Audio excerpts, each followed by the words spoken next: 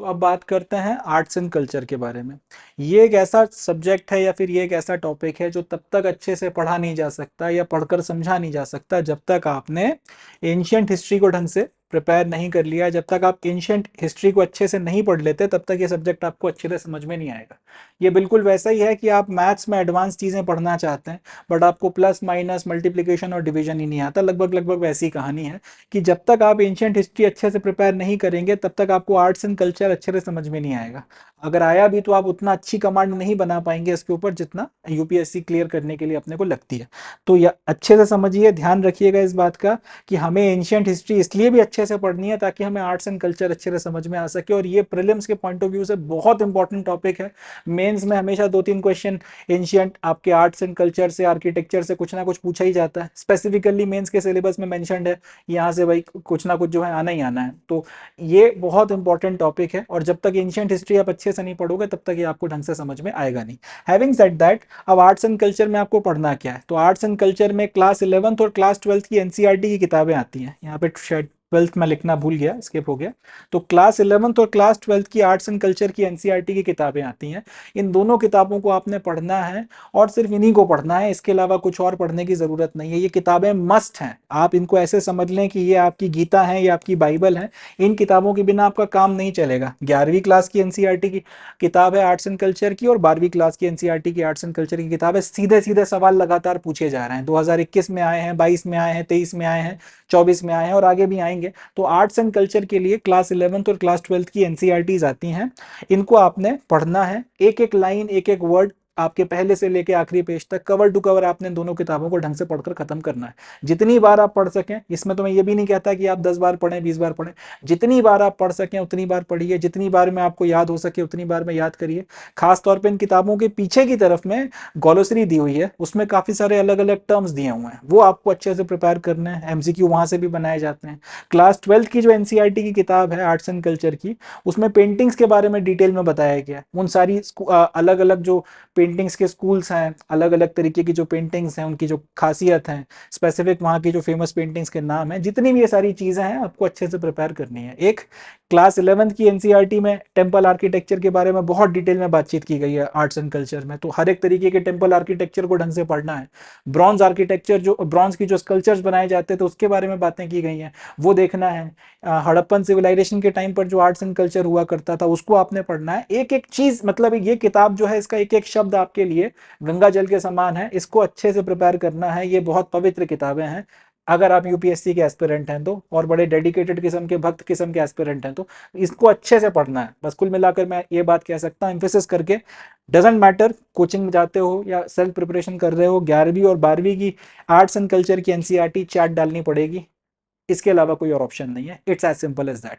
जब ये आपका हो जाए, आर्ट्स एंड कल्चर की आपकी अच्छी अंडरस्टैंडिंग डेवलप हो जाए, तब क्लास 12th की जो हिस्ट्री की किताब है, themes in Indian history part 1 और पार्ट 2, पार्ट 1 में जो एंशियंट हिस्ट्री और पार्ट 2 में जो मिडिवल हिस्ट्री है, इनको एक बार फिर से पढ़िएगा।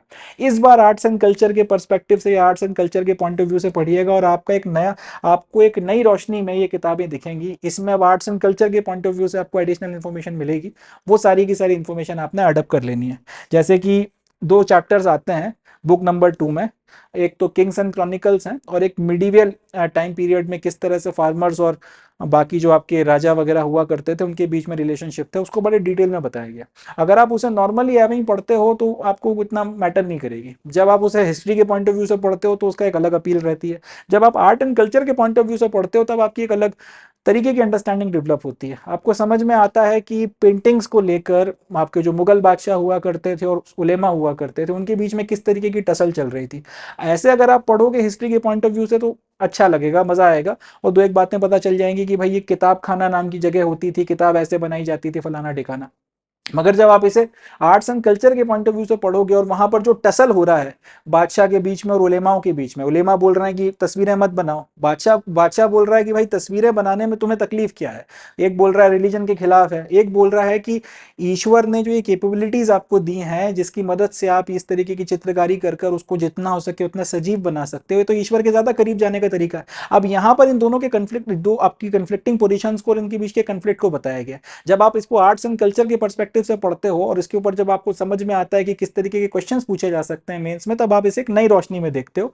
और ये किताबें आपको आर्ट्स एंड कल्चर की प्रिपरेशन को भी बहुत अच्छे से एनरिच करती हैं। तो याद रखना है, कक्षा 11वीं की और 12वीं की एनसीईआरटी की जो आर्ट्स एंड कल्चर की किताबें आती हैं मिल जाएंगी, इजीली अवेलेबल हैं। नहीं मिलती हैं, एनसीईआरटी की वेबसाइट पे जाकर पीडीएफ डाउनलोड कर लो और प्रिंट आउट निकलवा लो। हो सके तो कलर प्रिंट आउट निकलवा लेना, अच्छे से प्रिपेयर करो, चार्ट डालो।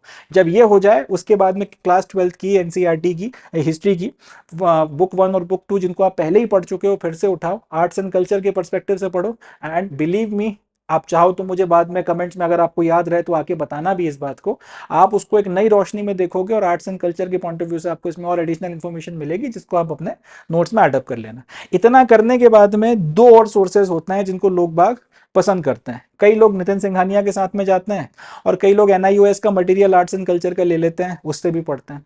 मेरी आपको सलाह यह है कि अगर आप 11वीं और 12वीं की एनसीईआरटी अच्छे से प्रिपेयर कर चुके हैं, 11th और 12th की एनसीईआरटी अच्छे से पढ़ चुके हैं, तो फिर नितिन सिंघानिया पढ़ने की जरूरत नहीं है। किताब बड़ी फेमस है, अच्छी, ये इससे भी आपकी अच्छी तैयारी हो जाती है। बट अगर आपने 11th और 12th की एनसीईआरटी पढ़ ली है तो फिर नितिन सिंघानिया लगाने की जरूरत नहीं है, ये किताब पढ़ने की जरूरत नहीं है।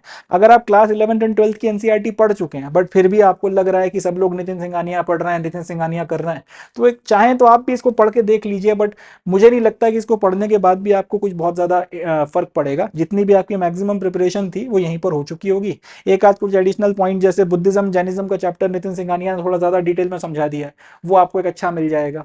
थोड़ा सा जो कपड़े वगैरह होते हैं, अलग अलग किस्म के टेक्सटाइल्स होते हैं, उसके ऊपर एक आध चैप्टर आपको एडिशनल मिल जाएगा, बाकी कोई अलग से फर्क नहीं पड़ने वाला।